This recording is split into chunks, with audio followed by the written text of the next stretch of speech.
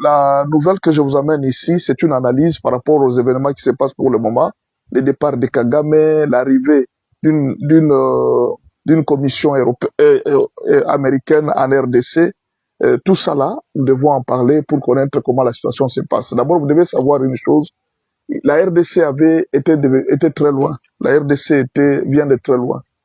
Alors, nous avions une très mauvaise cote au niveau international, que ce soit notre aviation, notre classe politique, notre formation, de sorte même depuis un certain moment, nos diplômes n'avaient presque plus de valeur dans la mesure où l'éducation a baissé de niveau. Par contre, du temps de Mobutu, on appréciait beaucoup les universitaires. Et si vous voyez les universitaires actuels, par rapport à ceux qui ont étudié avant, vous allez trouver que ceux qui ont étudié avant avaient une très bonne formation. Même si on a critiqué Mobutu, mais sur le plan de la formation, là, en tout cas, Mobutu était le meilleur. Il faut reconnaître. Mais alors, nous étions cotés sur le plan international, ce qui fait que nous avions perdu le privilège d'avoir un pays très riche, mais d'avoir des dirigeants très pauvres. En fait, c'était ça le grand problème. Nous avons un pays très riche et des dirigeants très pauvres. Pauvres pourquoi? Parce que chaque dirigeant réfléchissait en termes de lui-même. Comment je vais m'enrichir? C'était ça le grand problème des politiciens. C'est-à-dire, quand il est au pouvoir, il pense directement comment s'enrichir. Mais alors, les Occidentaux, pendant ce temps, ils faisaient des documentaires. Ils étaient en train de récolter des sommes d'argent que les politiciens se font en Occident. Et alors, c'était un scandale pour les Américains de faire confiance à un Zaïrois ou bien à un Congolais. C'est ainsi que les Américains avaient tourné le dos. Vous savez, les Américains n'aiment pas les mensonges, ils n'aiment pas la tricherie. Et c'est d'ailleurs ça, à cause de ça que Kagame vient d'être rejeté. Bon, ne croyez pas que Kagame a été rejeté là en Occident seulement à cause du nombre de morts. Oui, bien sûr qu'il y a eu un problème de nombre de morts, mais le plus grand problème, c'est que les Américains ont découvert que Kagame est un grand menteur. Il a menti sur les chiffres, il a menti sur beaucoup de choses. C'est ça le plus grand problème. Alors, ils se sont dit, Museveni est déjà vieux. Son fils aussi ne convainc pas, n'est-ce pas? Kagame a beaucoup de crimes derrière lui. On ne peut plus compter sur lui. Et puis, c'est un grand menteur. C'est pas quelqu'un qui est poli, en fait. C'est pas un enfant docile vis-à-vis des Occidentaux. Alors, ils étaient en train de chercher un autre leader au niveau de l'Afrique centrale. Quand on leur a présenté Félix Tshisekedi n'avait pas un très bon rapport. Pourquoi? Kagame l'avait présenté comme un très mauvais président, un président incompétent. Tout ce que les gens disent ici, c'est que Kagame est parti dire aux Américains, même à Joe Biden. Alors, quand Joe Biden regardait Félix, il ne les calculait même pas. On trouvait que juste que c'est quelqu'un qui, bon, en fait, un monsieur qu'on va remplacer bientôt. Donc, les démocrates ne calculaient même pas parce que Kagame leur disait tout de la RDC. Tous les rapports de la RDC passaient par Kagame. Alors, quand Kagame parlait aux Américains, tous les rapports étaient acceptés. Mais quand Trump est arrivé, il a regardé ce que Kagame fait. Il a eu des rapports, il a eu tout ce qu'il y a eu. Il a dit non, non, non, non, non. Ce monsieur, c'est un menteur. Trump n'aime pas des menteurs. Il n'aime pas des hypocrites. Il aime quelqu'un qui est clair. Quelqu'un qui est véridique. Vous voyez? Alors, quand Trump a observé Félix, il a observé Kagame et il a dit non, non, ce monsieur n'est pas sérieux. Il y a eu des petits pièges qu'on a fait, on a trouvé que Kagame était menteur. C'était vraiment un grand menteur. Alors, il a présenté la situation au niveau des États-Unis. Mais comme Kagame avait déjà un très grand lobby, en tout cas le lobbying de Kagame était très fort, Trump n'a pas convaincu facilement qu'on accepte Félix Tshisekedi.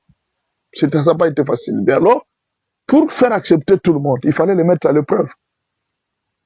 Et les mettre à l'épreuve, c'était l'accord qu'on les a fait signer. On va voir qui a raison et qui a tort.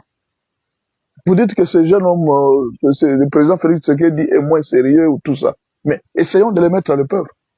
On les a mis à l'épreuve par la signature. Les Américains ont mis des satellites partout. Vous allez voir qui ment.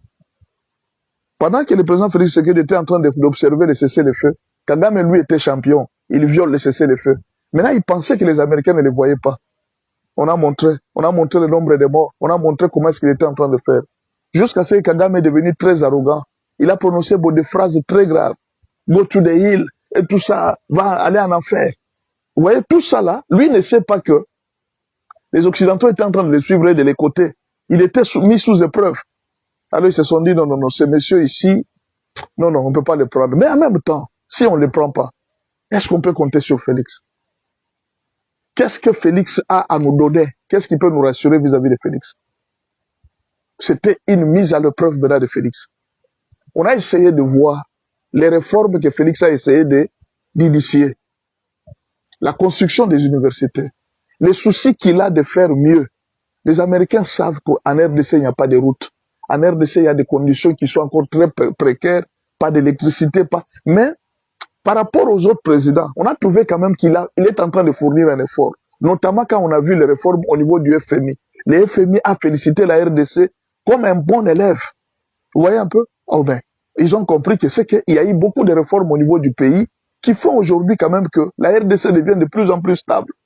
Même si eux-mêmes, les Congolais, ne comprennent pas. Mais sur le plan international, ça se comprend. On a essayé de voir Félix Tshisekedi, comment il gère les opposants. Beaucoup de Congolais sont très durs vis-à-vis de Félix Tshisekedi. Ils disent non mais, il est en train de cajoler les opposants. Il est comme un pasteur au pouvoir. Non. Sur le plan international, tout compte. On a regardé le droit de la femme, le respect qu'il accorde aux femmes. Mais il est comme l'un de nôtres. Il vit comme nous, un fils civilisé. Non, il n'est pas comme on l'a présenté. Mais c'est un monsieur compétent. Mais alors, on a regardé comment est-ce qu'il est en train de travailler. Il a changé l'atmosphère politique. Je ne sais pas si vous avez suivi André Flao. Comment est-ce qu'il a mené son pays jusqu'au sur le plan international. On a regardé sur le plan sportif comment est-ce qu'il est en train d'amener les pays dans la joie. Et ils ont remarqué quand même que, d'après les sondages qu'ils ont fait, parce qu'ils sont très malins, le blanc. D'après le peu de sondages qu'ils ont fait, ils ont dit non.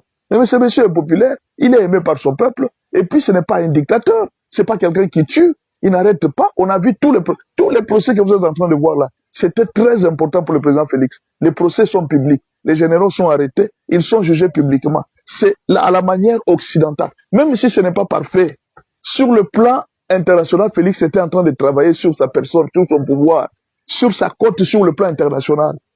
On l'a beaucoup observé, Et alors, depuis un certain moment, c'est pourquoi vous avez vu, il y a eu un peu de doute, les Américains avec Kagame, ils étaient en train de douter finalement, les Américains ont dit non, non, on les prend, ils travaillent mieux.